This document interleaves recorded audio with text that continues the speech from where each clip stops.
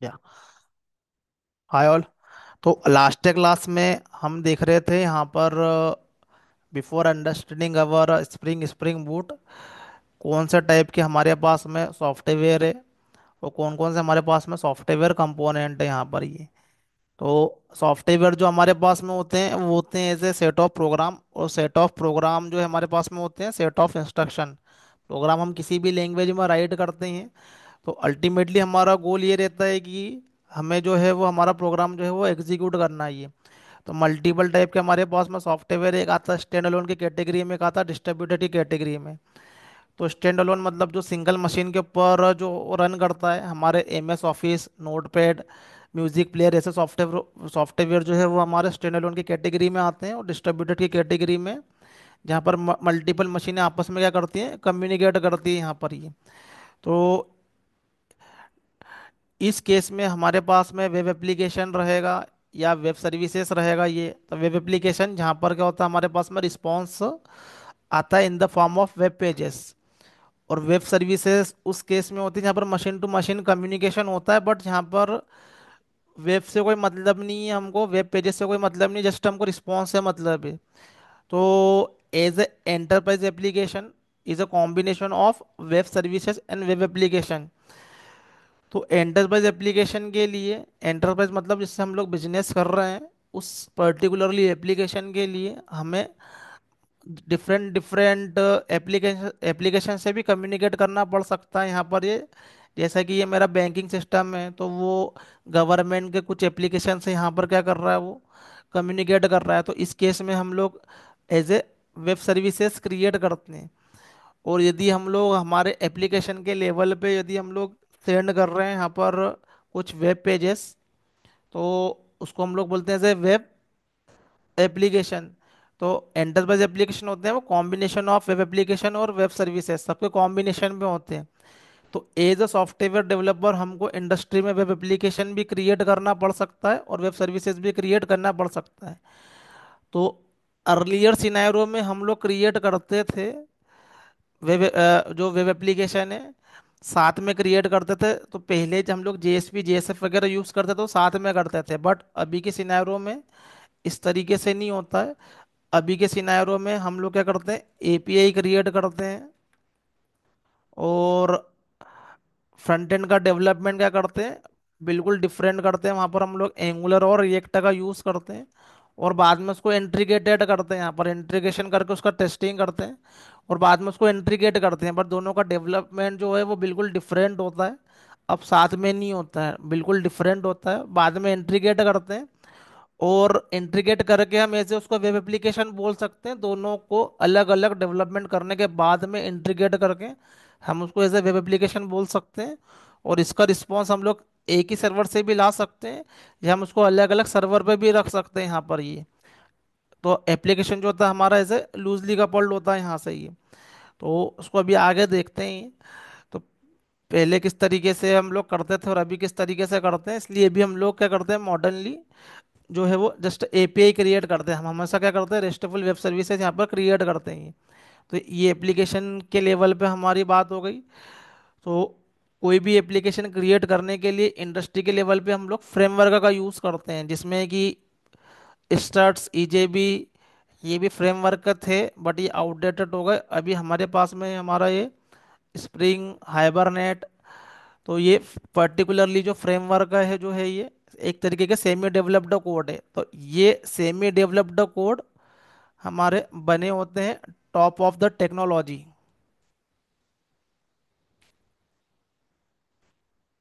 तो ये semi developed code जो हमारे पास में रहेंगे वो टॉप ऑफ द टेक्नोलॉजी यहाँ पर क्रिएटेड रहेंगे। अब इसके अंदर क्या है, जो हमारे पास में टेक्नोलॉजी है ये, जिसके ऊपर एक बायलर प्लेट कोड, एक यूटिलिटी कोड जो कि हमेशा सारे के सारे एप्लीकेशन के लेवल पर, सॉफ्टवेयर के लेवल पर लगा ही होता है ये हमारे पास में फ्रेमवर्क पे अवेलेबल रहता है ये। तो ये पर्टिकुलरली ये फ्रेमवर्क जो होते हैं वो टेक्नोलॉजी के टॉप पे होते हैं। इसलिए जो इंटरव्यू होता है वो मोस्टली वो टेक्नोलॉजी पे डिपेंड होता है, क्योंकि फ्रेमवर्क में तो चीज़ें ऑलरेडी अवेलेबल है, बट बिहाइंड द सीन कैसे काम हो रहा है वो हमारा इस पर्टिकुलरली प्रोग्रामिंग लैंग्वेज पे या टेक्नोलॉजी पे। Technology is a nothing but a readymaded API. तो यहाँ पर जेडीबीसी एक टेक्नोलॉजी है जो कि क्या करती है कि डेटाबेस से कम्युनिकेट करती है। सर्वर जो है यहाँ पर सर्वलेट एक टेक्नोलॉजी है जिससे हम लोग सर्वर साइड प्रोग्रामिंग करते हैं। वैसा यहाँ पर वेब सर्विसेज भी टेक्नोलॉजी है जिससे हम लोग वेब सर्विसेज क्रिएट करते हैं, ये भी एक टेक्नोलॉजी के पार्ट में ही आता है यहाँ पर ये। फिर कोई भी एप्लीकेशन को हम क्रिएट करते हैं with the help of technology, तो एप्लीकेशन के लेवल पे हमें OOPS, design pattern, solid principle ये आना चाहिए। इसके अलावा एक गुड डेटा स्ट्रक्चर का भी नॉलेज चाहिए यहाँ पर। तो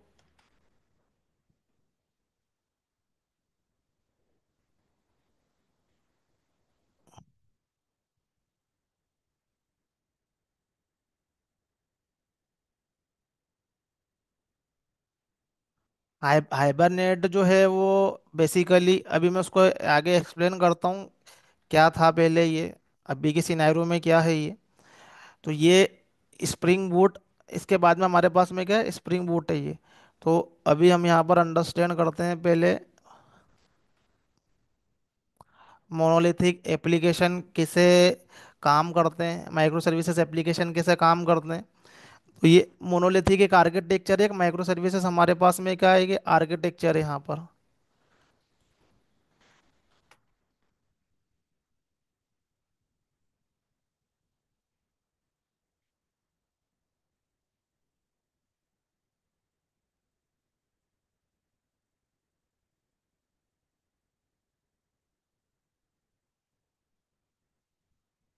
ये before going spring spring boot, ये आर्किटेक्चर अंडरस्टैंड करना हमारे लिए क्या होता है, जरूरी होता है ये।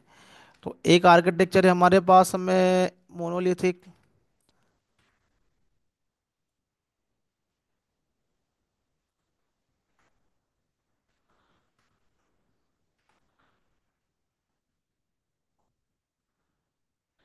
एक अभी के समय में आर्किटेक्चर जो चल रहा है हमारे पास में ये माइक्रो सर्विसेज। तो और भी आर्किटेक्चर होते हैं बट अभी मेन जो आर्किटेक्चर है वो हमारे पास में वो इस टाइप के आर्किटेक्चर है हमारी। तो जब भी हम लोग किसी भी टाइप का एप्लीकेशन क्रिएट करते हैं in respective of technology, in respective of framework, तुम टेक्नोलॉजी में क्रिएट करो, तो किसी भी एप्लीकेशन को क्रिएट करने के लिए मिनिमम मिनिमम हमें क्या लगता है, डेटाबेस लगता है, सर्वर लगता है। हमको किसी भी तरीके का एंटरप्राइज एप्लीकेशन क्रिएट करना है तो मिनिमम से मिनिमम हमको सर्वर लगेगा और डेटाबेस लगेगा, ये मिनिमम से मिनिमम है। और भी थर्ड पार्टी सॉफ्टवेयर लगते हैं बट कम से कम हमें ये लगता ही लगता है यहाँ पर ही। तो एक रहेगा हमारे पास में हमारा मशीन, मशीन के अंदर रहेगा हमारे पास में सर्वर, सर्वर के अंदर रहेगा हमारा एप्लीकेशन। वो एप्लीकेशन को हम लोग कोर जावा या एडवांस जावा की हेल्प से भी क्रिएट कर सकते हैं ओनली, या हम लोग फ्रेमवर्क की हेल्प से भी हम लोग उसको क्रिएट कर सकते हैं। तो जब भी हम लोग एप्लीकेशन क्रिएट करते हैं प्रोजेक्ट का, तो सबसे पहले हमको सोचना पड़ता है कि कहाँ से हम लोग स्टार्ट कर रहे हैं। एज ए फ्रेशियर हम कहाँ से स्टार्ट कर रहे हैं, और एक्सपीरियंस हो या ऑलरेडी एग्जिस्टिंग प्रोजेक्ट में काम करो तो वहाँ पर वो आर्किटेक्चर पहले से क्रिएटेड ही रहता है यहाँ पर ये। तो एप्लीकेशन का कहीं ना कहीं से क्या होगा, स्टार्ट होता है यहाँ पर ये।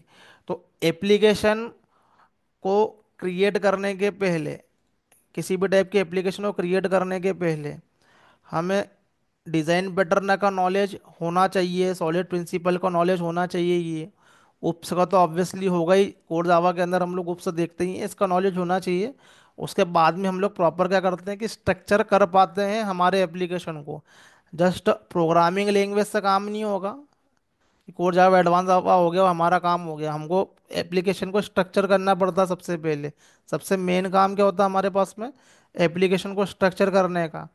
तो हम क्या करते हैं कि जब भी कोई एप्लीकेशन रहता है, उसकी कोई भी रिक्वायरमेंट रहती है, तो हम लेयर्स के फॉर्मेट में सोचते हैं कि हम लोग किस तरीके से उस पर काम करते हैं। तो बेसिकली कम से कम यहाँ पर हम लोग क्या करते हैं कि एप्लीकेशन को ब्रेक डाउन करते हैं 3 लेयर्स में कम से कम।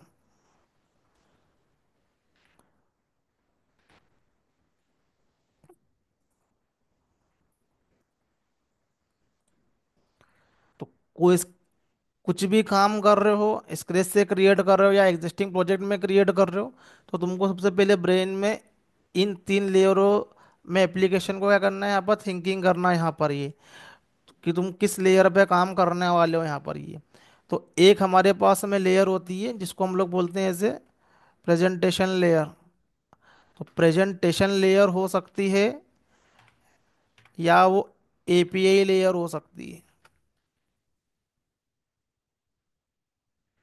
तो वेब एप्लीकेशन क्रिएट करोगे तो वो प्रेजेंटेशन लेयर का पार्ट होगी, यदि वेब सर्विसेज क्रिएट करोगे तो वो एपीआई लेयर का पार्ट होगी ये।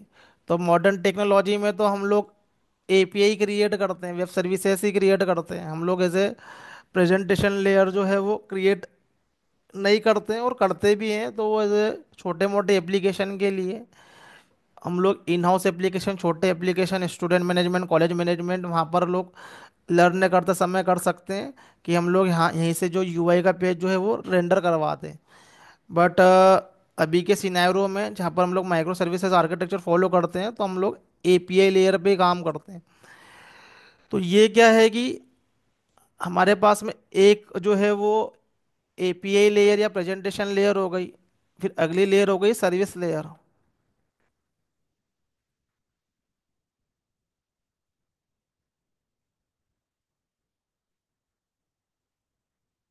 और नेक्स्ट लेयर हो गई हमारे पास में एज ये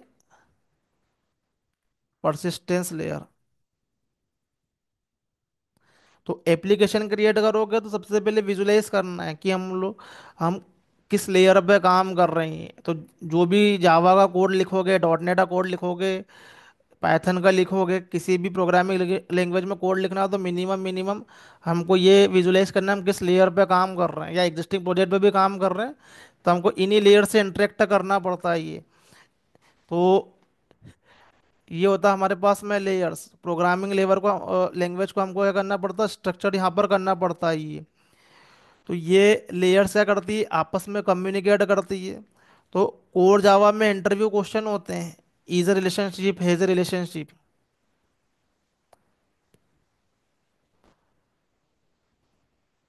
व्हाट इज एग्रीगेशन, एसोसिएशन, इस तरीके के क्वेश्चन हो जाते हैं, बेसिक क्वेश्चन यहाँ पर।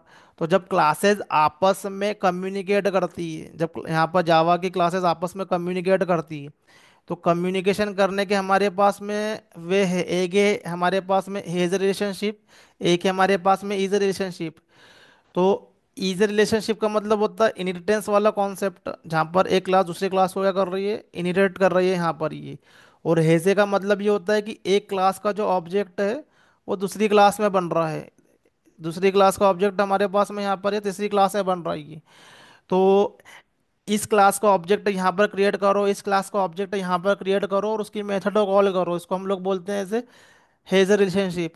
अब उसी के अंदर अलग अलग कैटेगरी होती है, एक होता है एग्रीगेशन, एक होता है एसोसिएशन, कंपोजिशन। तो ये अलग अलग क्या होते हैं, उसके ये फॉर्म होते हैं ये। किसी क्लास के बीच में स्ट्रॉन्ग रिलेशनशिप होती है, किसी क्लास के बीच में वीक रिलेशनशिप होती है। तो बेस्ड ऑन दैट के हमारे पास में क्या होती है, रिलेशनशिप होती है यहाँ पर ये। तो सबसे पहले तो हमको यहाँ पर ये करना है कि ब्रेक करना है in the form of layer, thinking करना है in the form of layer.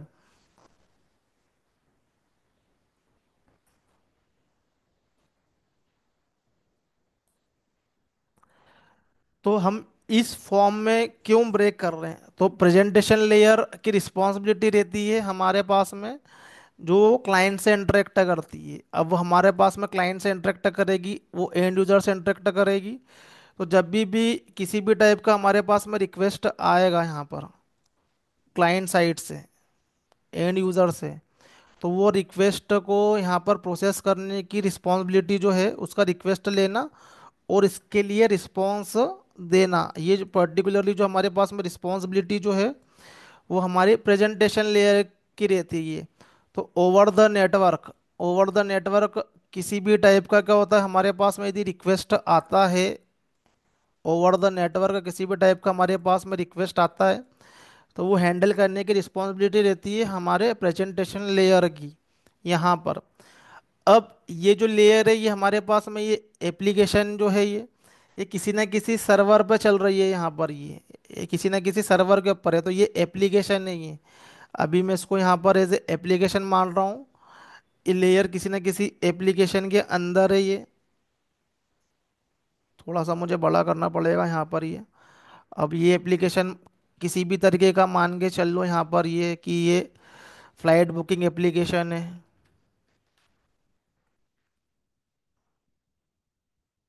ये एप्लीकेशन है, तो अल्टीमेटली हम एप्लीकेशन का क्या बनाते हैं, बिल्डर बनाते हैं। तो ये वॉर फाइल होती है या जार फाइल होती है, मोस्टली वॉर फाइल रहेगी यहाँ पर ये। तो ये हमारा एप्लीकेशन है। ये एप्लीकेशन जो रन होगा वो कहाँ पर रन होगा, ये हमारे सर्वर पे रन होगा ये।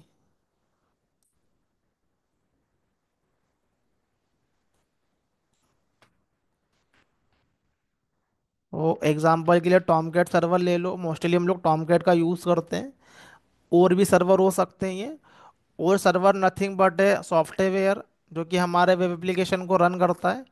और ये किसी ना किसी ये मशीन के ऊपर ये होता है ये सर्वर ये। तो तुम लर्न कर रहे हो तो सर्वर को लोकल लेवल पे इंस्टॉलेशन करोगे तो ये विंडो बेस्ड मशीन हो सकती है। और रियल टाइम में ये जो मशीनें होती है वो लिनक्स बेस्ड होती है, जहाँ पर हम लोग अलग अलग एनवायरनमेंट में हमारे एप्लीकेशन को रन करते हैं। Development environment, QA environment. QA को कहीं एसआईटी एनवायरनमेंट भी बोलते हैं, यूएटी एनवायरनमेंट, प्रोडक्शन एनवायरनमेंट। तो इन एनवायरनमेंट जहाँ पर हमारे रन एप्लीकेशन रन होते हैं, क्योंकि इन एनवायरनमेंट को जस्ट हमारे एप्लीकेशन के स्पेसिफिक ही हम लोग यहाँ पर क्रिएट करते हैं। तो ये जो होते हैं यहाँ पर ये लिनक्स बेस्ड मशीन होती है। अब किसी भी टाइप की मशीन हो, ये हम वहाँ पर सर्वर को वहाँ पर इंस्टॉलेशन कर सकते हैं ये। तो एज ए डेवलपर हमारे पास में विंडो या मैक ओएस होता है, बट एनवायरनमेंट के लेवल पे हमारे पास में लिनक्स बेस्ड ओएस होता है। तो प्रेजेंटेशन लेयर की हमारी रिस्पॉन्सिबिलिटी जो है वो है एंड यूजर से इंटरेक्ट करने की। ऐसा हमारे पास में परसिस्टेंस लेयर है ये। तो परसिस्टेंस लेयर की जो रिस्पॉन्सिबिलिटी है वो हमारे डेटाबेस से इंटरेक्ट करने की है।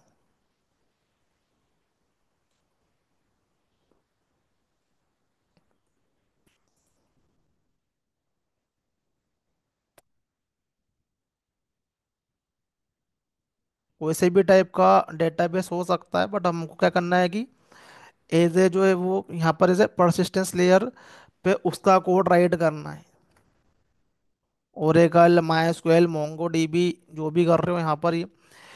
तो ये जावा का वो वाला कोड जो कि डेटाबेस से इंटरेक्ट करेगा वो तुमको परसिस्टेंस लेयर पे ले जाना है। और जावा का वो वाला कोड जो कि क्लाइंट से इंटरेक्ट करेगा वो हमको उसको यहाँ पर ले जाना है एज ये प्रेजेंटेशन लेयर या एपीआई लेयर पे ले जाना है। तो कोडिंग के लेवल पे तो हम क्या करते हैं कि जावा के कोड के लेवल पे हम लोग पैकेज क्रिएट करते हैं। तो एसी क्लासेस को हम लोग कहाँ रखते हैं, एज कंट्रोलर में रखते हैं। इसको क्या करते हैं हम लोग ऐसे ये सर्विस पैकेज में रखते हैं। इसको हम लोग जो रखते हैं ऐसे डाउ में रखते हैं, या फिर रिपोस्टरी।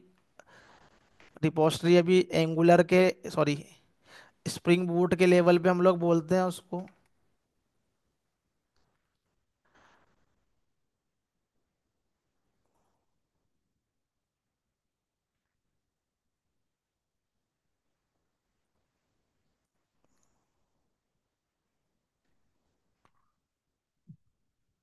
डाउ और रिपोस्टरी कुछ भी बोल सकते हैं यहाँ पर ये। इसको सर्विस या बिजनेस पैकेज भी हम लोग राइट कर सकते हैं। तो ये जो कोडिंग के लेवल में पैकेजिंग दिख रही है वो नथिंग बट विजुलाइज करो कि वो एक तरीके से लेयर्स है ये। इसके अलावा भी हमारे पास में कॉन्फ़िगरेशन रिलेटेड पैकेज होते हैं या यूटिलिटी पैकेज होते हैं। वो तो होते ही हैं एप्लीकेशन के लेवल पे, जहाँ पर कॉमन कोड है, एप्लीकेशन स्पेसिफिक कोड है। बट जहाँ पर हमारे बिजनेस लॉजिक है, वो बिजनेस लॉजिक को हम लोग लेयर्स में राइट करते हैं। तो यहाँ पर जो है डेटाबेस का हमारा इंटरेक्शन होगा एज ए परसिस्टेंस लेयर पे। यहाँ पर होगा हमारा फ्रंट एंड का इंटरेक्शन होगा। तो जो सर्वर है, तो server is nothing but third party software है ये, जिसके ऊपर हमारा एप्लीकेशन डिप्लॉय है ये। तो सर्वर सबसे पहले हमारी रिक्वेस्ट को जो ट्रैप करता है वो सर्वर करता है। तो सर्वर हमारी रिक्वेस्ट को ट्रैप करता है यहाँ पर। अब जितने भी यूज़र है उसकी रिक्वेस्ट को जो है वो सर्वर यहाँ पर जो होगा वो ट्रैप करेगा ये यहाँ पर ये। तो हम लोग ब्राउज़र से सेंड कर रहे हैं तो हमारा प्रोटोकॉल यहाँ पर होगा HTTP और HTTPS नेटवर्क प्रोटोकॉल होते हैं ये।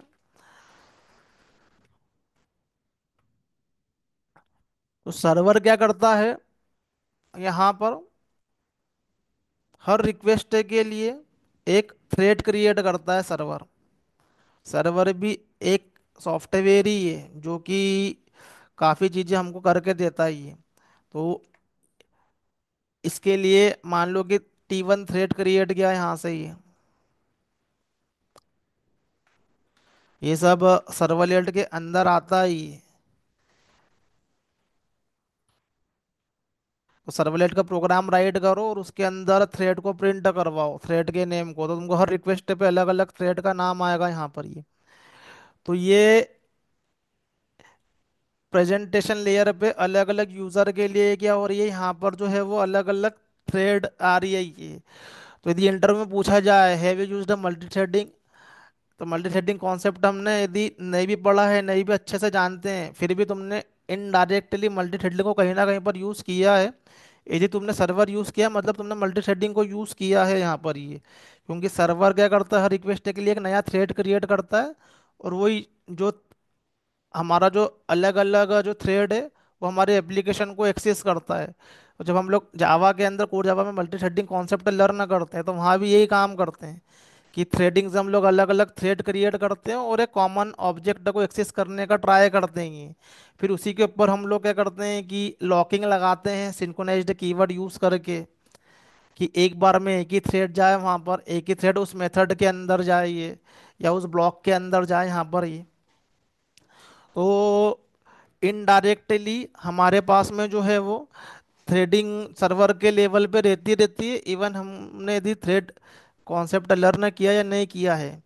बाकी सर्वर यदि यूज़ कर रहे हो, सर्वलेट का प्रोग्राम बनाया है मतलब कि इनडायरेक्टली थ्रेड का तुमने यूज़ किया है ये। अब यही रहता है सिनारो। तो जितने यूज़र एक बार में यहाँ पर एक्सेस करेंगे उतने थ्रेड क्रिएट हो जाएंगे सर्वर पे यहाँ पर ये। फिर वो प्रेजेंटेशन लेयर को यहाँ से एक्सेस करेंगे। प्रेजेंटेशन लेयर पर रिक्वेस्ट ट्रैप होती है। तो प्रेजेंटेशन लेयर पे यदि हम लोग टेक्नोलॉजी की यदि बात करें तो सर्वर पर यदि प्रेजेंटेशन लेयर पे यदि हम लोग किसी टेक्नोलॉजी के बारे में यदि बात करें तो यहाँ पर रिक्वेस्ट को ट्रैप करना और रिस्पॉन्स देना, यदि हम लोग टेक्नोलॉजी की यदि हम लोग बात करते हैं तो यहाँ पर प्रेजेंटेशन लेयर पे काम करने के लिए हमारे पास में जो टेक्नोलॉजी है वो है सर्वलेट। सर्वलेट टेक्नोलॉजी है जो कि ये काम करती है, हमारे लिए रिक्वेस्ट को ट्रैप करती है, उसके बाद में रिस्पॉन्स को क्या करती है वो प्रिपेयर करती है। तो हम रिक्वेस्ट को लेते हैं लेकिन रिस्पॉन्स को हम वहाँ भी बना सकते हैं, सर्वलेट लर्न करते हैं तो कुछ भी हम लोग रिस्पॉन्स वहाँ क्रिएट कर लेते हैं अपने हिसाब से, कुछ स्ट्रिंग क्रिएट कर लो। बट एज ए प्रोजेक्ट के हिसाब से हम लोग बात करें तो हमारी रिक्वेस्ट क्या होती है वहाँ से आगे वाली लेयर पे जाती है। तो आगे वाली लेयर पे जाएगी यहाँ पर, फिर सर्विस के लेवल पे हम लोग क्या करते हैं बिजनेस लॉजिक को राइट करते हैं यहाँ पर। तो यहाँ पर किसी भी तरीके का क्या हो सकता है, बिजनेस लॉजिक हो सकता है ये, मतलब हमारा कुछ कैलकुलेशन हो सकता है इधर, या फिर यहाँ पर हम कुछ थर्ड पार्टी कॉल दे सकते हैं, थर्ड पार्टी सिस्टम को यहाँ पर क्या करते हैं कॉल करते हैं यहाँ पर ये।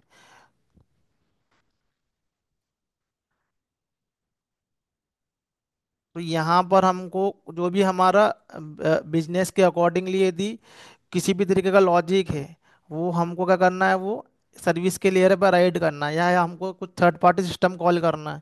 तो यदि हमें कुछ कैलकुलेशन परफॉर्म करना हो,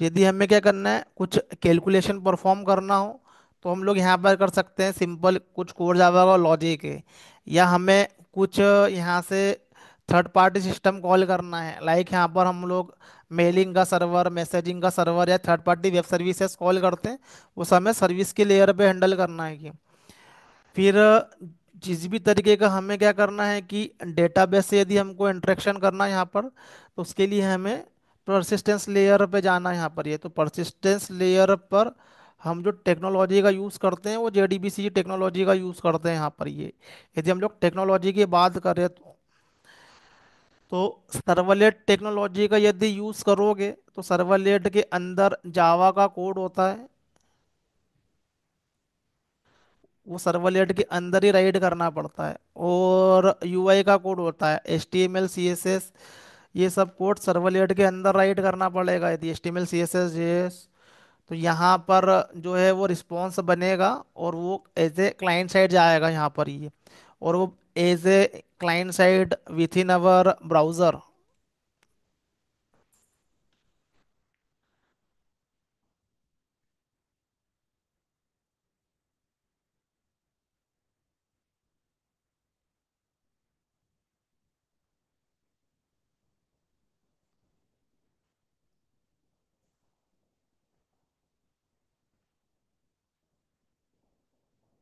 तो ये ब्राउज़र के अंदर क्या होगा, वो एग्जीक्यूट होगा। ये H T M L C S S का जो कोड होता है वो ब्राउज़र के अंदर काम करता है। ब्राउज़र के अंदर होते हैं इंजन, इंजन के अंदर HTML CSS के कोड क्या होते हैं, एग्जीक्यूट होते हैं यहाँ पर ही। तो ये यहाँ से क्या होते हैं, प्रोसेस होंगे और यहाँ पर जाएंगे। तो यदि सर्वलेट यूज़ करोगे तो बहुत सारा जावा कोड के अंदर ही तुमको HTML CSS का कोड राइट करना पड़ेगा यहाँ पर ही। तो सर्वलेट टेक्नोलॉजी के अंदर ये सब आता ही है। तो तुमको यदि जावा के साथ में HTML CSS का कोड बहुत सारा राइट नहीं करना पड़े, कम कोड राइट करना पड़े, तो उसके अल्टरनेटिवली हमारे पास में एक JSP भी है। ये जावा सर्वर साइड पेज बोलते हैं जिसको ये, जहाँ पर हमारा काम जो है वो टेक बेस्ड लैंग्वेज में होता है। जावा का कोड है वो JSTL टैग के अंदर रहेगा। HTML CSS जो नॉर्मल हम लोग HTML CSS के पेज क्रिएट करते हैं वैसे ही क्रिएट करना है, बट पेज का नाम जो है हमको JSP देना है। तो यहाँ पर जो है वो सर्वर के अंदर एक जास्पर का कंटेनर रहेगा, वो कोड को कन्वर्ट करता है सर्वलेट के अंदर। तो अल्टीमेटली रिस्पॉन्स जो आता है वो सर्वलेट से ही आता है। वो डायरेक्ट सर्वलेट राइट करो या JSP राइट करके उसको कन्वर्ट करो यहाँ पर। तो इस लेयर पे ये वाली टेक्नोलॉजी काम में आती है। और JDBC में यहाँ पर जो होता है वो डेटाबेस से हमारी कनेक्टिविटी होती है। तो JDBC से यदि कनेक्टिविटी लोगे तो ऑलवेज हमको कुछ स्टेप्स ऑलवेज जो है वो करना पड़ेगी, जिसमें कि है load the driver, get the connection, prepare prepared statement, या फिर एज ए कॉलेबल इंटरफेस के जो मेथड उसको कॉल करना पड़ेगा, क्वेरी को एग्जीक्यूट करना पड़ेगा। और यहाँ पर हमको एसक्यूएल जो है वो राइट करना पड़ेगी कोड के अंदर। हमको एसक्यूएल जो पास करना पड़ेगी कोड के अंदर ही है। तो एसक्यूएल भी एक तरीके की लैंग्वेज है हमारे पास में ही है, जो कि डेटाबेस अंडरस्टैंड करता है, स्ट्रक्चर क्वेरी लैंग्वेज। तो ये भी हमें क्या कोड के अंदर पास करना पड़ती है यहाँ पर ये। तो ये JDBC के केस में हमें क्या करना पड़ता है, बहुत एफर्ट लगाना पड़ता है। ये स्टेप को रिपीटेडली हमको क्या करना पड़ता है, यूज़ करना पड़ता है यहाँ पर ये। अब यदि सिर्फ टेक्नोलॉजी पे यदि हम लोग बात कर रहे हैं, तो टेक्नोलॉजी पे ही, टेक्नोलॉजी के लिए हमें काफ़ी सारा कोड करना पड़ेगा जो कि बहुत कॉम्प्लेक्स होता है। फिर उसके अलावा यहाँ पर यदि एक क्लास दूसरी क्लास को कॉल कर रही है, दूसरी तीसरी को यहाँ पर कॉल कर रही है मल्टी थ्रेडिंग एनवायरनमेंट के अंदर, तो हम लोग प्रेजेंटेशन लेयर पे जितनी भी क्लासेस राइट करते हैं, सर्विस लेयर पे हम लोग जितनी भी क्लासेस राइट करते हैं, परसिस्टेंस पे हम लोग कितनी भी क्लासेस राइट करते हैं, तो बहुत सारी क्लासेस होती है हर लेयर के ऊपर ही। तो उन क्लास के ऑब्वियसली है कि ऑब्जेक्ट क्रिएट होंगे। और ऑब्जेक्ट कहाँ पर क्रिएट होंगे, ऑब्जेक्ट क्रिएट होंगे हमारे उस पर्टिकुलरली मशीन के अंदर। हमारा JVM रहेगा, उस JVM के अंदर ही हमारा सर्वर और हमारा एप्लीकेशन जो है उससे रिलेटेड ऑब्जेक्ट क्रिएट होंगे। तो उन पर्टिकुलरली जो ऑब्जेक्ट है हमारे बिजनेस के लेवल पे, यहाँ पर सारी क्लास के जो हमको ऑब्जेक्ट क्रिएट करना है, तो उसको हमको ये मेक श्योर करना पड़ता है कि वो सिंगल टर्न हो वो। तो हमारे जो बिजनेस के लेवल पे जो ऑब्जेक्ट होते हैं वो एज सिंगल टन होते हैं, क्योंकि उसके अंदर क्या है, लॉजिक रिटर्न है।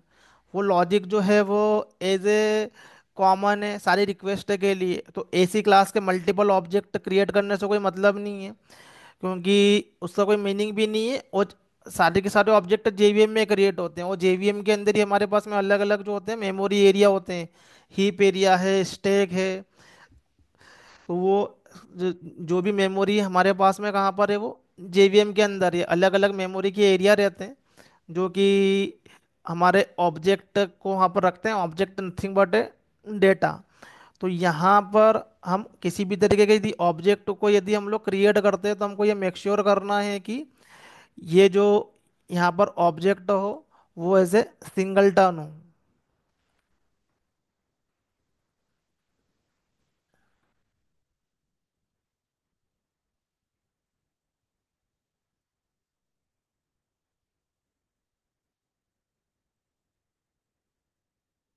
तो इंटरव्यू में पूछे जाने वाला ये कॉमन क्वेश्चन है, सिंगलटन डिजाइन पैटर्न। तो सिंगलटन डिजाइन पैटर्न एक तरीके का एक डिजाइन पैटर्न है कि जो कि क्लास के ऑब्जेक्ट को क्या करता है, वो ऐसा सिंगलटन करता है। तुम एनी हाउ कंडीशन उस क्लास का दिया ऑब्जेक्ट क्रिएट करोगे तो वो एक ही बार क्रिएट होगा वो। तो हमें कुछ क्लास में ऐसा करना पड़ता है कि उसके मल्टीपल ऑब्जेक्ट क्रिएट ही नहीं हो उसके, ये तो हमको इस लेयर पे जो है वो सिंगलटन क्लासेस क्रिएट करना पड़ता है मैन्युअली। तो इस पर्टिकुलरली हमारे पास में जो क्लास के जो ये ऑब्जेक्ट है यहाँ पर, ये सिंगलटन होना चाहिए यहाँ पर। ये इसके मल्टीपल ऑब्जेक्ट क्रिएट नहीं होना चाहिए। तो क्या होता है कि इस लेयर पे हो सकता है कि 50 क्लासेस हो, इस लेयर पे 50 क्लासेस हो, इस लेयर पे हमारे पास में 50 क्लासेस हो। तो एक जो हमारा लेगेसी प्रोजेक्ट है उसमें 1000 ऑफ क्लासेस भी हो सकती है। तो क्या होते हैं कि उन प्रोजेक्ट के अल्टीमेटली सर्वर के लेवल पे ऑब्जेक्ट क्रिएट होते हैं। तो बिजनेस लेवल ऑब्जेक्ट जो होते हैं उसके लिए हमें जो है वो उसको सिंगलटेन जो है वो क्रिएट करना पड़ता है, क्योंकि बिजनेस लेवल क्लासेस के मल्टीपल ऑब्जेक्ट क्रिएट करने से कोई मतलब नहीं है, क्योंकि उसके अंदर लॉजिक रिटर्न है। अब उस लॉजिक के अंदर यदि यदि हम लोग यदि डेटा की बात करें, जैसे कि ये परसिस्टेंस लेयर है। अब परसिस्टेंस लेयर पे हम यहाँ पर क्या कर रहे हैं कि किसी भी तरीके के ऑपरेशन को यहाँ पर परफॉर्म कर रहे हैं यहाँ पर ये। तो कौन से ऑपरेशन हम क्या करते हैं यहाँ पर परफॉर्म करते हैं?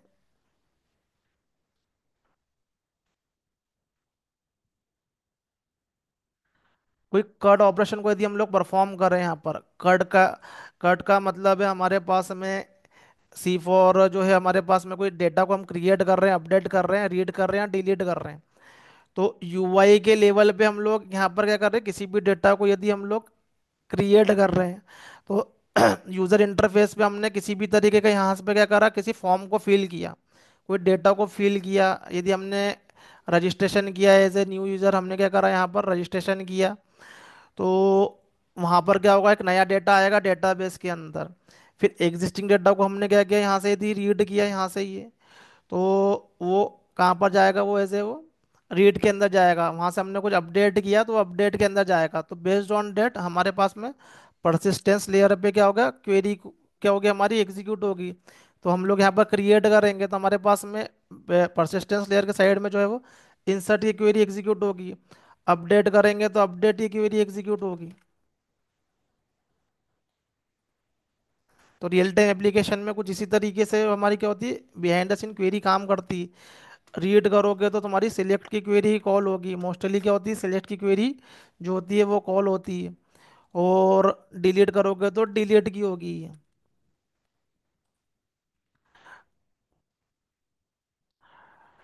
तो जो भी एंड यूजर से हमारे पास में रिक्वायरमेंट आती है, एंड यूजर से, तो हम क्या करते हैं कि बेस्ड ऑन दैट के डेटाबेस में पीछे से ऑपरेशन जो है वो परफॉर्म होता है ये।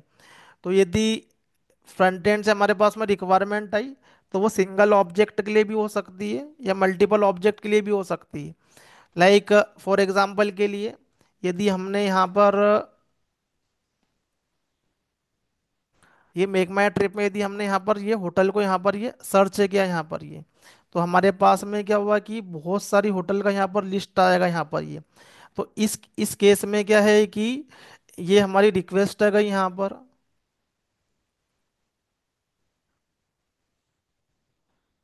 तो हमारी रिक्वेस्ट यहाँ से जाएगी यहाँ पर, फिर वो एज ए सर्विस पे जाएगी, परसिस्टेंस पे जाएगी, और वो यहाँ से डेटाबेस में जाएगी, और वो क्या करेगी कि हमारी बेस्ड ऑन क्वेरी हमारे रिजल्ट लेकर आएगी। तो रिजल्ट लेकर आएगी हमारे पास में। तो यहाँ पर क्या है कि बहुत सारा डेटा आ रहा है, तो बहुत सारे डेटा को रखने के लिए यहाँ पर जो डेटाबेस के अंदर बहुत सारा डेटा है उसको हमको सर्वर पे लाना है। तो सर्वर पे हमारा क्या होता है, प्रोसेसिंग डेटा होता है। डेटाबेस में हमारा क्या होता है, परसिस्टेंस डेटा होता है, जो कि सेव डेटा रहता है। तो प्रोसेसिंग के लिए यहाँ पर लाना पड़ता है। तो प्रोसेसिंग के लिए यहाँ पर लाने के लिए हमें यूज़ करना पड़ता है कलेक्शन का। तो हम प्रोसेस करेंगे, उसको यहाँ पर लेकर आएंगे, यहाँ पर कलेक्शन में यहाँ पर रखेंगे। फिर उसको आगे की तरफ फॉरवर्ड करेंगे, उसको आगे की तरफ फॉरवर्ड करेंगे यहाँ पर। फिर उसके लिए यहाँ पर जो है वो अ, उसको उसके लिए हम लोग यूआई डेवलप करेंगे यहाँ पर ये। और यूआई डेवलप नहीं करना हो तो उसको जेसन में हम लोग कन्वर्ट करते हैं। तो यहाँ पर इस पर्टिकुलरली मल्टीपल ऑब्जेक्ट के लिए हमें यहाँ पर कलेक्शन को प्रिपेयर करना है यहाँ पर ये। तो कलेक्शन में प्रिपेयर करने के लिए हमें उसको किसी ना किसी ऑब्जेक्ट के अंदर पुट करना पड़ेगा। तो ऑब्जेक्ट हमारे पास में कौन कौन से टाइप करेंगे, एक तो रहेगा जिसके अंदर हमारा लॉजिक रहेगा, उसको हम लोग बोलते हैं जैसे बिजनेस को ऑब्जेक्ट। लेकिन जहाँ पर जस्ट हम लोग डेटा को क्या करते हैं, प्रोसेस करवाते हैं। तो डेटा हमारा यहाँ से भी आ सकता है, इस डायरेक्शन से इस डायरेक्शन की तरफ भी जा सकता है। और डेटा हमारा इस डायरेक्शन से इस डायरेक्शन की तरफ भी जा सकता है। और डेटा सिंगल भी हो सकता है, डेटा मल्टीपल भी हो सकता है। अब फॉर एग्जांपल के लिए यहाँ पर मैंने होटल का जो यहाँ पर ये डिटेल जो सर्च किया, अब मुझे क्या करना है कि सिर्फ सिंगल होटल का डिटेल चाहिए मुझे ये, तो मैंने उस पर क्लिक किया। तो यहाँ पर मुझे सिंगल होटल से रिलेटेड जो भी इंफॉर्मेशन है वो निकल के आ रही है यहाँ पर ये। तो यहाँ पर जो लॉजिक है उसके लिए हमारे पास में बिजनेस क्लास है, बट जो हमारे पास में डेटा है उस डेटा को रखने के लिए हमें हर लेयर के ऊपर क्या होती है, हमारे पास में पोजो क्लासेस होती है। पोजो का मतलब है प्लेन ओल्ड जावा ऑब्जेक्ट, जिसके अंदर हमारे पास में जस्ट क्या होती है, इंफॉर्मेशन। तो डाओ के लेयर पे हमारे पास में पोजो क्लासेस हो सकती है। तो यहाँ पर हम लोग पोजो क्लासेस को यहाँ पर बोलेंगे एज ए, अलग अलग टर्मिनोलॉजी में बोलते हैं। तो कहीं पर डीटीओ बोलते हैं, कहीं पर एंटिटी बोलते हैं। तो तो ये जो क्लास जो रहेगी ये जस्ट इंफॉर्मेशन रखेगी, ये डीटीओ हो सकती है या वो एंटिटी हो सकती है यहाँ पर ये। तो जेडीबीसी के केस में हम मोस्टली डीटीओ बोलते हैं, और हाइबरनेट के केस में हम लोग एंटिटी बोलते हैं, क्योंकि वहाँ पर हम लोग एसक्यूएल राइट नहीं करते हैं, वो हमारा जो है वो हाइबरनेट ही करके दे देता है यहाँ पर ये। तो इस लेयर पे लॉजिक के लेवल पे हम लोग बात करेंगे तो बिजनेस लॉजिक के लेवल पे हमारी क्लास होगी। और जो ये डीटीओ क्लास होगी जिसके अंदर क्या होगा, हमारे पास में जस्ट इंफॉर्मेशन रहेगा यहाँ पर ये। तो जो भी हम लोग डेटाबेस से डेटा को निकालेंगे तो जावा के लेवल पे हमें क्या करना पड़ेगा, उसको ऑब्जेक्ट में रखना पड़ेगा। अब वो सिंगल रिकॉर्ड भी हो सकता है, तो उसको डायरेक्ट ऑब्जेक्ट में डाल लो। और वो एज ए बहुत सारा रिकॉर्ड भी हो सकता है। तो in the form of the collection हमको क्या करना पड़ता है कि उसको कलेक्शन ऑब्जेक्ट के अंदर डालना पड़ता है। तो उसके लिए इस केस में हम लोग मोस्टली लिस्ट का यूज़ करते हैं। यहाँ पर हम लोग क्या करते हैं, बहुत सारे डेटा को निकालते हैं यहाँ पर ये, तो हम लोग लिस्ट ऑब्जेक्ट का यूज़ करते हैं। या कहीं पर मैप को करते हैं based on use case, but mostly इस सिनेरियो में लिस्ट का यूज़ होता है। तो हम लोग इस कलेक्शन में इस कलेक्शन को या सिंगल ऑब्जेक्ट को फिर हम लोग आगे की तरफ पास करेंगे। और हम यहाँ पर उसको आगे की तरफ पास करेंगे। अब यदि हमको उस पर्टिकुलरली हमारे रिक्वायरमेंट के अकॉर्डिंगली यदि हमें किसी भी तरीके का फिल्टर लगाना हो, किसी भी तरीके का कुछ मॉडिफिकेशन हो, तो डेटा के लेवल पे फिल्टर यहाँ भी लगा सकते हो। या फिर हमें हमारे पास में जो रिकॉर्ड आया उसके ऊपर कुछ और बिजनेस लॉजिक अप्लाई करना हो, तो सर्विस लेयर पे हम लोग उसको अप्लाई करवा सकते हैं यहाँ पर ये। अब सपोज करो कलेक्शन में डेटा आ गया यहाँ पर ये, फिर उसके बाद में हमने उसको यहाँ पर लेकर आए, और हमें बोला गया कि यहाँ पर जो भी ये वाला डेटा है उसको हमको कैपिटल लेटर में चाहिए या ऐसा डेटा नहीं चाहिए। तो यहाँ पर जावा 8 स्ट्रीमिंग एपीआई यूज़ करके डेटा को मैनिपुलेट करवा सकते हो यहाँ पर ये। तो बेस्ड ऑन रिक्वायरमेंट ये लोग हम क्या कर सकते हैं, यहाँ पर चेंज कर सकते हैं यहाँ पर ये। फिर उसको यहाँ पर प्रेजेंटेशन लेयर पे लाएंगे, उसके ऊपर HTML CSS अप्लाई करवाएंगे यहाँ पर डेटा पे, और उसको यहाँ पर हम लोग सेंड करेंगे यहाँ पर। तो प्रेजेंटेशन लेयर पे लाने के बाद में हम लोग उसको कहाँ पर क्लाइंट साइड में क्या करेंगे, उसको सेंड करेंगे यहाँ पर ये। तो ये अलग अलग लेयर्स पे क्या करते हैं हम, क्लास यहाँ पर जो है वो राइट करते हैं ये। तो जिसमें हम लोग डेटा रखेंगे, ऐसी क्लासेस को हम लोग बोलते हैं पोजो क्लास। तो हम परसिस्टेंस लेयर पे जो पोजो क्लासेस राइट करते हैं उसको डीटीओ या एंटिटी बोलते हैं। ऐसा हम लोग सर्विस लेयर पे यदि कुछ पोजो क्लासेस को राइट करते हैं तो उसको हम लोग एज ए वैल्यू ऑब्जेक्ट बोलते हैं। ये क्लासेस कुछ भी हो सकती है, अलग अलग प्रोजेक्ट के हिसाब से वेरी कर सकती है। अल्टीमेटली वो पोजो क्लासेस होती है जिसके अंदर हम लोग क्या करते हैं, डेटा रखते हैं। फिर हम लोग कंट्रोलर के लेवल पे बाइंडिंग क्लासेस बोलते हैं उसको, या मॉडल क्लासेस बोलते हैं। ये कोई सिग्मा रूल नहीं है कि यही नाम रखना है, ये पैकेज के नाम रहते हैं जिसके अंदर पोजो क्लासेस रहती है। और इससे ये पता चलता है कि ये इस लेयर की है, ये मॉडिफाई भी हो सकता है कि वो डीटीओ को ऐसे वो प्रेजेंटेशन पे यूज़ करते हो, ये मॉडल को ऐसे परसिस्टेंट पे यूज़ करते हो। ये अलग अलग जगह पे अलग अलग प्रोजेक्ट के हिसाब से वेरी कर सकती है ये। तो पोजो क्लासेस का कोई रूल नहीं है कि यहाँ पर यही नाम रखना है, पैकेज का यहाँ पर यही नाम रखना है। वो प्रोजेक्ट के हिसाब से अलग अलग भी रख सकते हैं। एक बार यदि हमको किसी प्रोजेक्ट का क्लियर हो गया कि प्रेजेंटेशन लेयर पे यूज़ होने वाली पोजो क्लासेस ये वाली है, तो फिर हमको हमेशा प्रोजेक्ट में किसी भी तरीके का रिक्वायरमेंट आता है या किसी भी तरीके का चेंज रिक्वेस्ट आता है या कोई बग आता है न्यू, एग्जिस्टिंग में कुछ हमको नया ऐड करना है, एक वेरिएबल ऐड करना है, तो फिर करस्पॉन्डिंग पोजो क्लासेस में हमको वो ऐड करना पड़ता है। या डेटा रीड करना है तो उस पोजो क्लास से हमको डेटा रीड करना पड़ता है। तो एक हो गया हमारे पास में बिजनेस क्लासेस, और एक होगा हमारे पास में उसके करस्पॉन्डिंग पोजो क्लासेस। तो ऐसे 6 पैकेज तो प्रोजेक्ट लेवल पे इसी में मिल जाते हैं ये, वो उसके पोजो क्लासेस से रिलेटेड और उसकी बिजनेस क्लासेस से रिलेटेड। तो टेक्नोलॉजी पे यदि हम बात करें तो यहाँ पर हमें क्लासेस राइट करना पड़ेगी, उसको सिंगलटन एश्योर करना पड़ेगा। सिंगलटन ऐसे ही नहीं हो जाएगा, सिंगलटन बनाना पड़ता है। तो सिंगलटन क्लास जो है उसको हमारे पास में करने के लिए हमारे पास में रूल होते हैं, क्लास को सिंगलटन बनाने के रूल होते हैं कि हमारा कंस्ट्रक्टर प्राइवेट होना चाहिए, उसके अंदर एक मेथड होना चाहिए, वो लॉजिक के साथ इस तरीके से राइट करना पड़ेगा, कंस्ट्रक्टर को प्राइवेट करना पड़ेगा।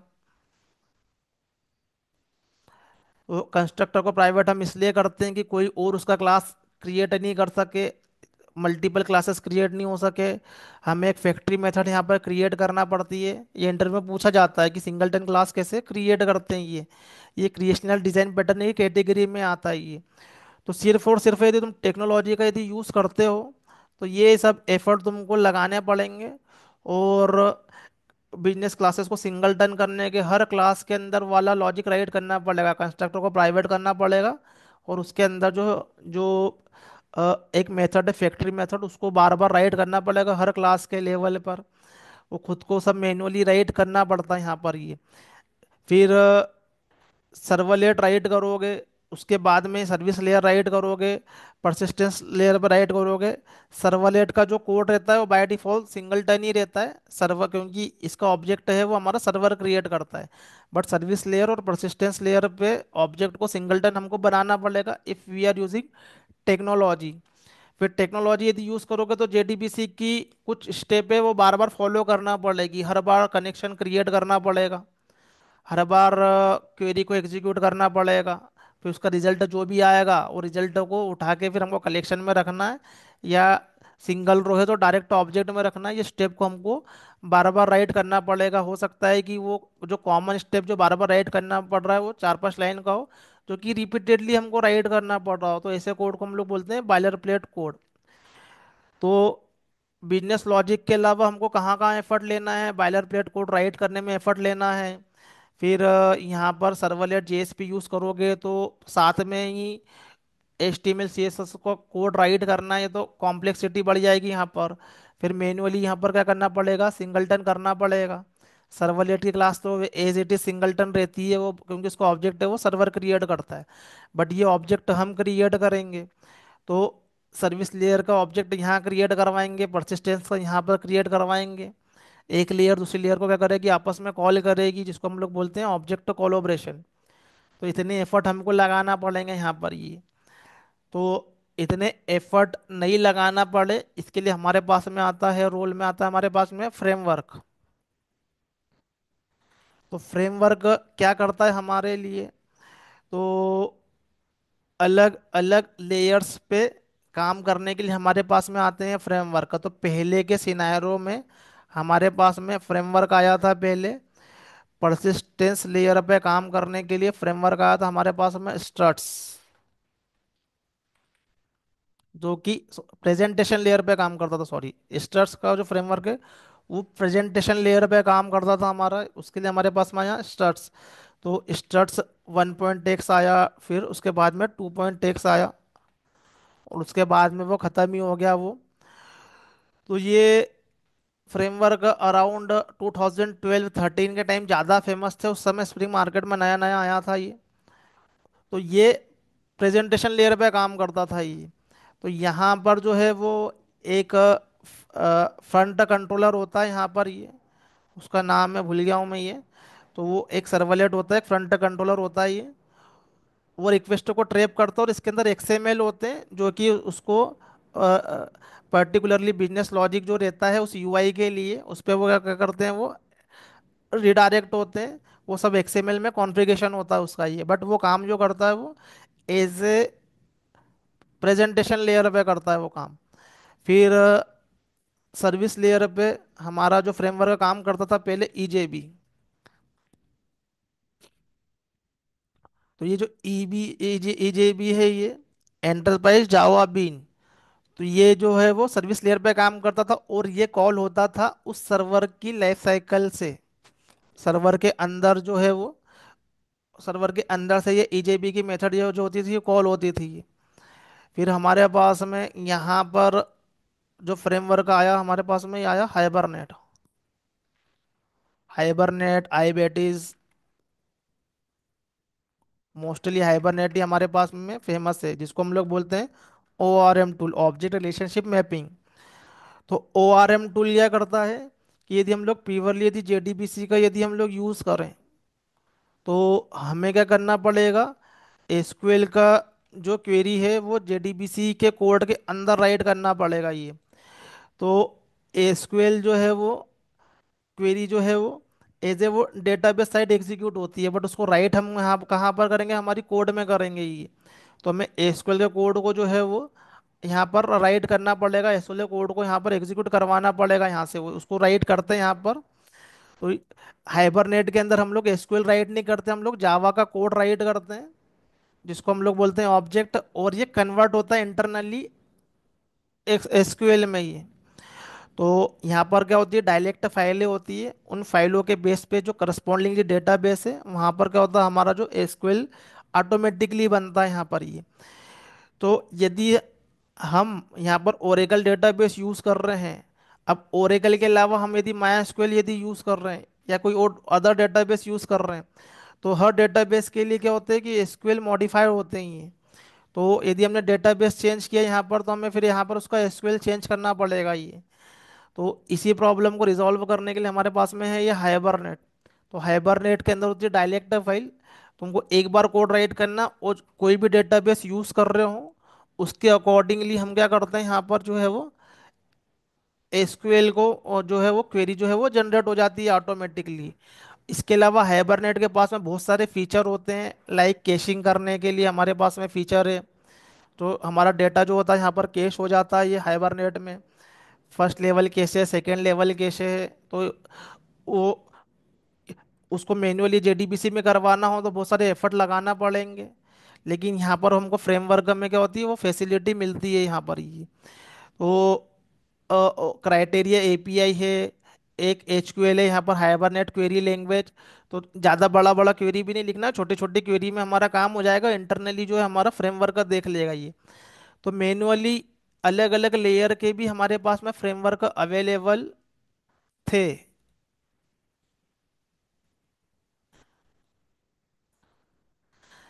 बट ये क्या करेंगे, हमारे एज ए परसिस्टेंस लेवल पे हमारे पास में एफर्ट को कम करेंगे।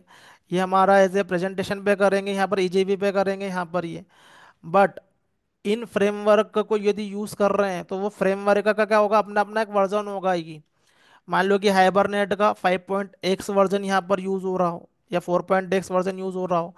स्ट्रट्स का जो है वो 1.x 2.x यूज़ हो रहा हो, ईजेपी का कोई वर्जन यूज़ हो रहा हो ये। ईजेपी पे मैंने इतना ईजेपी पे मैंने काम ही नहीं किया है, बहुत पहले ही वो आउटडेटेड हो गया है वो। बट वो एज ए सर्विस लेयर पे काम करता था ये। तो अलग अलग फ्रेमवर्क का आपस में इंटीग्रेशन करवाना है, या हम लोग क्रॉस इंटीग्रेशन भी कर सकते हैं कि हम लोग परसिस्टेंस लेयर पे जेडीबीसी का यूज़ कर रहे हैं, हाइबरनेट का नहीं कर रहे हैं। तो अलग अलग फ्रेमवर्क या अलग अलग टेक्नोलॉजी का भी आपस में हम लोग अलग अलग लेयर पे यूज़ करते थे पहले। तो यहाँ पर क्या है कि जब बात आती है फ्रेमवर्क की, तो फ्रेमवर्क क्या होते हैं, सेमी डेवलप्ड कोड होते हैं। काफ़ी सारा कोड जो हमारे पास है पहले से क्या होता है वो अवेलेबल रहता है, और उसका क्या होता है अपना एक स्पेसिफिक वर्जन भी होता है। तो उस वर्जन से रिलेटेड जार फाइलें होती है, तो अलग अलग फ्रेमवर्क की अलग अलग क्या होती है जार फाइलें रहती है, उसका एक स्पेसिफिक वर्जन रहता है। अब इसके अलावा यदि हम लोग कुछ थर्ड पार्टी एपीआई यूज़ करते हैं, मान लो हम लोग लॉगिंग एपीआई यूज़ कर रहे हैं लॉगिंग करने के लिए एप्लीकेशन में, तो उसका भी एक अपना वर्जन रहेगा यहाँ पर। तो यहाँ पर चैलेंजेस ये आते हैं कि इस टाइप की एप्लीकेशन में हमको एक तो मल्टीपल टाइप के फ्रेमवर्क इंटीग्रेट कर रहे हैं, तो वो वर्जन आपस में कॉम्पिटेबल हो रहे हैं या नहीं हो रहे हैं। अब हो सकता है कि स्टड्स 2.x है वो हाइबरनेट का 4.x ही सपोर्ट करता है, 5.x सपोर्ट नहीं करेगा वो, क्योंकि सारे के सारे जो फ्रेमवर्क होते हैं वो जावा के किसी स्पेसिफिक वर्जन पर बनते हैं। वो जावा 17 सपोर्ट करते हैं, 21 सपोर्ट नहीं करते हैं। तो वो स्पेसिफिक वर्जन पे ही काम करते ही हैं। तो वो जब हम लोग डिफरेंट डिफरेंट फ्रेमवर्कों को आपस में इंटीग्रेट करते हैं, तो हमें वर्जनिंग रिलेटेड कॉन्फ्लिक्ट आते हैं काफ़ी सारे। तो उसी को रिजॉल्व करना पड़ता है, पता करना पड़ता है क्या है, उनकी कम्युनिटी से बात करना पड़ता है, सपोर्ट करता है नहीं करता है ये। तो काफ़ी हमारे पास में क्या होते हैं वर्जन से रिलेटेड इशू आते हैं ये। तो उसको भी हमको रिजॉल्व करना पड़ता है यदि हम लोग डिफरेंट डिफरेंट फ्रेमवर्क लाइब्रेरी आपस में इंटीग्रेट करवाते हैं तो ये मेजरली ये प्रॉब्लम थी अर्लियर सिनेरियो में ही। तो जिस समय स्टड्स नया नया आया था उस समय स्प्रिंग स्टड्स पुराना था, ज़्यादा यूज़ होता था उस समय स्प्रिंग, मार्केट में नया नया था और वो किसी न किसी मॉड्यूल पे के ऊपर ही काम करता था वो। तो यहाँ पर स्प्रिंग फ्रेमवर्क जो है वो इंटरफेस 21 कंपनी का नाम है। पहले उसका नाम इंटरफेस 21 था, रॉड जॉनसन जिसने वो क्रिएट किया। तो क्या होता है किसी भी एप्लीकेशन को क्रिएट करने के लिए कॉमन प्रॉब्लम क्या होती है, तो फ्रेमवर्क जो है वो तुम्हारा जो है वो बाइलर प्लेट कोड को जो है वो रिजॉल्व करते हैं, कॉमन जो कोड है उसको रिजॉल्व करते हैं। टेक्नोलॉजी के लेवल पर यहाँ पर क्या होते हैं डिजाइन पैटर्न लगे हुए होते हैं। तो जो जो भी एक प्रोजेक्ट से रिलेटेड जो भी प्रॉब्लम्स होती है उसको एनालिसिस करके स्प्रिंग फ्रेमवर्क ने अलग अलग क्या करे मॉड्यूल बना है यहाँ पर ये। तो जो ऑब्जेक्ट क्रिएशन करना है उसका आपस में कम्युनिकेशन करवाना है, उसको सिंगलटन असाइन करवाना है यहाँ पर। तो उसके लिए हमको एक्स्ट्रा एफर्ट डालने की ज़रूरत नहीं है, वो हमारा काम स्प्रिंग फ्रेमवर्क का कर देता है हमारा स्प्रिंग के कोर मॉड्यूल में।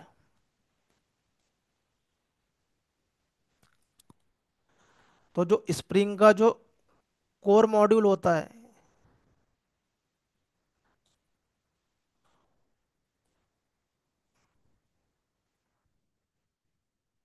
स्प्रिंग का कोर मॉड्यूल है, उसके अंदर ऑब्जेक्ट क्रिएशन उनका आपस में जो कोलोब्रेशन है उसको सिंगलटन प्रोवाइड करने का काम जो है वो हमारा स्प्रिंग का कोर मॉड्यूल कर देगा ये। बट स्प्रिंग के कोर मॉड्यूल को बताना पड़ेगा ये कि कौन कौन सी जो क्लास है वो उसके लिए हमको ऑब्जेक्ट क्रिएट करना है, उसको सिंगलटन करना है, सब करके दे देगा यहाँ पर। तो स्प्रिंग के अंदर आईओसी का क्या होता है कंटेनर होता है यहाँ पर ये। तो उनका एक रेडीमेड क्लास है, वहाँ पर जस्ट हमको क्या करना हमारी इन्फॉर्मेशन को पास करवाना है कि कौन कौन सी जो क्लासेस है उसके लिए हमको ऑब्जेक्ट क्रिएट करना है, उसको सिंगलटन रखना है। तो कॉन्फ़िगरेबल होता है वो। तो स्प्रिंग के कोर मॉड्यूल का काम है ऑब्जेक्ट क्रिएट करना, उसको स्कोप प्रोवाइड करना। फिर कोई ऑब्जेक्ट रिपीटेडली यूज होते हैं तो उसको इसकी कैशिंग करना इंटरनली, तो बार बार वो ऑब्जेक्ट क्रिएट नहीं होंगे। तो वो सारी लेयर्स के ऊपर क्या करता है वो काम करता है ये। तो आईओसी कंटेनर उसके लिए रिस्पॉन्सिबल है यहाँ पर ये। तो ये स्प्रिंग फ्रेमवर्क का कई पार्ट है ये। तो ये इसको हम लोग बोलते हैं एज ए बेस मॉड्यूल। तो स्प्रिंग में के बेस मॉड्यूल में हमें ये लर्न करना पड़ता है कि कैसे हम क्या करते हैं यहाँ पर आईओसी कंटेनर का यूज़ करके ऑब्जेक्ट क्रिएट करते हैं, उसको स्कोप प्रोवाइड करते हैं, कैसे ऑब्जेक्ट आपस में क्या करते हैं कम्युनिकेट करते हैं। तो हमें सिंगलटन करने का हेडक भी हमको नहीं लेना है, उसको ऑब्जेक्ट क्रिएट करने का हेडक भी नहीं लेना है। क्योंकि यदि हम लोग प्योर टेक्नोलॉजी का यदि यूज़ कर रहे हैं तो बार बार हमको न्यू का यूज़ करके यहाँ पर ऑब्जेक्ट क्रिएट करना पड़ेगा। यहाँ पर ये अब एक दूसरे को कॉल करेंगे ये, फिर सिंगलटन इंश्योर करना पड़ेगा, तो बार बार वो सिंगलटन करने का कोड राइट करना पड़ेगा। तो वो सब काम हमारा स्प्रिंग कोर हैंडल कर लेता है, जस्ट हमको उसको इन्फॉर्म करना है। तो इसको इन्फॉर्म करने के लिए हमारे पास में अप्रोच होती है अलग अलग। तो पहले एक्सएमएल बेस्ड अप्रोच हम लोग यूज़ करते थे, जिसके अंदर हम लोग क्लासेस का कॉन्फ़िगरेशन करते थे ये, बट वो पहले करते थे। अब हमारे सारी चीज़ें रिप्लेस हो गई है हमारी ये एनोटेशन से। तो स्प्रिंग के अलग अलग वर्जन आए, जहाँ पर पहले एक्सएमएल बेस्ड अप्रोच यूज़ होती थी, बाद में एनोटेशन बेस्ड अप्रोच यूज़ होती है। अब एनोटेशन कैसे काम करते हैं वो कोर जावा के अंदर आता है कि एनोटेशन इंटरनली वर्क कैसे करते हैं ये। बट अभी हम लोग क्या करते हैं, एनोटेशन बेस्ड जो अप्रोच है उसको हम लोग यूज करते हैं यहाँ पर। ये तो वो एक तरीके का मेटा डेटा है, इंफॉर्मेशन है, जो कि हम लोग प्रोवाइड करवाते हैं किसी न किसी कंटेनर को। तो यहाँ पर हमारे पास में आईओसी कंटेनर। तो आईओसी कंटेनर के अंदर हमको सब कुछ जो है वो कॉन्फ़िगर करना है। तो कंटेनर कुछ नहीं होते, कंटेनर एक स्पेशल प्रोग्राम होते हैं जो कि हमारे डेवलपर के एफर्ट को क्या करते हैं, कम करते हैं ये। तो ऐसे हमारे पास में सर्वलेट के अंदर भी क्या होता है, सॉरी सर्वर के अंदर भी क्या होता है, कंटेनर ही होता है। तो सर्वर के अंदर कंटेनर होता है जो कि सर्वलेट को एग्जीक्यूट करता है। सर्वलेट के कोड को एग्जीक्यूट करेगा वो, तो वो रीड करेगा कंटेनर हमारे एप्लीकेशन के स्ट्रक्चर को, उसके अंदर से फाइंड आउट करेगा कि उसके अंदर एक्सएमएल है, वेब डॉट एक्सएमएल है, उसके अंदर से फाइंड आउट करेगा। लेकिन वहाँ भी एनोटेशन से रिप्लेस हो गया है। तो कौन सी क्लास के ऊपर एट द रेट हमारा वेब सर्वलेट एनोटेशन लगा हुआ है, तो उसको क्या कर देगा वो, वहाँ पर वो हमारा सर्वर का जो कंटेनर जो है वो उसको एग्जीक्यूट कर देगा, उसकी लाइफ साइकिल मेथड को, जो भी सर्वलेट की लाइफ साइकिल मेथड है। तो वहाँ भी कंटेनर है, तो कंटेनर का एक स्पेशल पर्पस होता है। तो इसका क्या करके रखा हुआ है कि स्प्रिंग के अंदर हमको आईओसी कंटेनर मिला हुआ है ये। अब आईओसी कंटेनर भी अलग अलग कैटेगरी का होता है। यदि हमारा सिंपल एप्लीकेशन है तो उसका अलग आईओसी कंटेनर है, यदि हमारा वेब एप्लीकेशन है तो उसका अलग आईओसी कंटेनर है। फिर हमारा रिएक्टिव एप्लीकेशन है जो स्प्रिंग बूट के केस में भी आता है, तो उसके लिए अलग कंटेनर है। तो वो वहाँ पर हर काम के लिए अलग अलग कंटेनर है हमारे पास में। जो भी टाइप का एप्लीकेशन क्रिएट कर रहे हो तो उससे रिलेटेड कंटेनर जो है वो क्रिएट हो जाता है, वो हमारे लिए काम करता है वो। तो ये बेस मॉड्यूल है ये, जिसका काम है ऑब्जेक्ट क्रिएट करना, उसको सिंगलटन प्रोवाइड करना, उसकी कैशिंग करना। तो ये बेस मॉड्यूल है ये। तो ये बेस मॉड्यूल के अंदर हमको कॉन्फ़िगरेशन करना पड़ता है, हमको बताना पड़ता है आईओसी कंटेनर को। तो हम लोग एक्सएमएल बेस्ड अप्रोच से भी बता सकते हैं, या एनोटेशन बेस्ड अप्रोच से भी बता सकते हैं, या हम लोग क्लास बेस्ड अप्रोच से भी इसको बता सकते हैं। ये हमारे पास में अलग अलग अप्रोच है आईओसी को कॉन्फ़िगरेशन करने की। प्रैक्टिकली हम लोग बाद में देखेंगे यहाँ पर ये। फिर प्रेजेंटेशन लेयर पे हमारे लिए मॉड्यूल आता है स्प्रिंग का एमवीसी मॉड्यूल। तो यहाँ पर क्या करो कि स्प्रिंग का एमवीसी यूज़ कर लो प्रेजेंटेशन लेयर पे। यदि हमको एपीआई क्रिएट करना है तो स्प्रिंग का रेस्ट मॉड्यूल यूज़ कर लो। तो सब कुछ स्प्रिंग कम्युनिटी ने यदि दे के रखा हुआ है यदि ये, तो हमें वर्जन से रिलेटेड प्रॉब्लम नहीं आएंगे, क्योंकि हम स्प्रिंग का यूज़ कर रहे हैं। ऑब्जेक्ट भी वही क्रिएट करेगा। ऑब्जेक्ट क्रिएट करने में भी हमको यहाँ पर एफर्ट नहीं लगाना पड़ेंगे यहाँ पर ये, क्योंकि स्प्रिंग कोर कर देगा। यदि हमको वेब एप्लीकेशन क्रिएट करना है तो एमवीसी यूज़ करेंगे, यदि हमको एपीआई क्रिएट करना है तो हम रेस्ट यूज़ करेंगे। ऐसा ही यदि हमें परसिस्टेंस लेयर के साइड में यदि हमको एसक्यूएल क्वेरी पास करवाना है तो हम जेडीबीसी मॉड्यूल यूज़ कर लेंगे। यदि हमें ओ आर एम यदि यूज़ करना है तो स्प्रिंग का हम लोग O R M module use कर लेंगे यहाँ पर ये।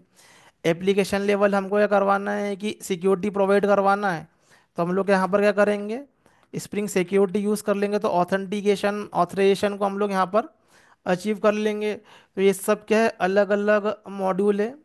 अब ये जो मॉड्यूल जो है वो सारी की सारी लेयर्स पे क्या करते हैं, ये काम करते हैं ये। फिर सर्विस के लेयर पे हम यहाँ पर यदि कुछ थर्ड पार्टी सिस्टम कॉल कर रहे हैं, तो हमारे पास में मेलिंग से रिलेटेड या मैसेजिंग से रिलेटेड कुछ एक्सटर्नल सिस्टम को हम कॉल कर रहे हैं, या एज ए कुछ काफका सर्वर या रेबिट एमक्यू कॉल कर रहे हैं सर्विस से ही है। तो सबके लिए क्या हुआ कि स्प्रिंग ने अपना जो है वो मॉड्यूल दे के रखा हुआ ये। लेकिन कम से कम इतने मॉड्यूल का तो हमें जो है वो नॉलेज चाहिए ही स्प्रिंग के लेवल पे यहाँ पर ये।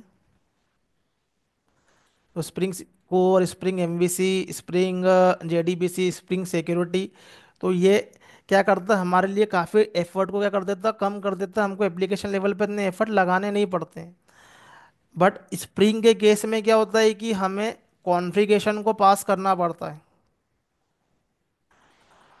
तो स्प्रिंग को ही और एडवांस किया और स्प्रिंग बूट बनाया, काम वो सेम ही करता है स्प्रिंग बूट भी। लेकिन स्प्रिंग बूट के अंदर हमें बहुत कम कॉन्फ़िगरेशन करना है। स्प्रिंग बूट के अंदर आईओसी कंटेनर जो है वो ऑटोमेटिकली डिटेक्ट हो जाता है ये, कि कौन सा आईओसी कंटेनर उसको क्या करवाना है, एप्लीकेबल करवाना है ये स्प्रिंग बूट के अंदर ही।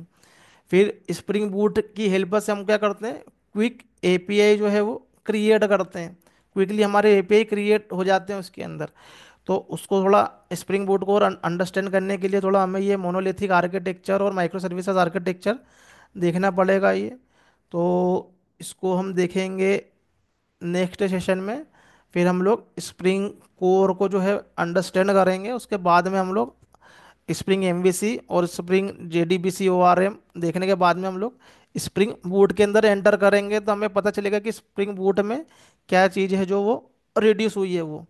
तो उसको हम देखते हैं नेक्स्ट सेशन में।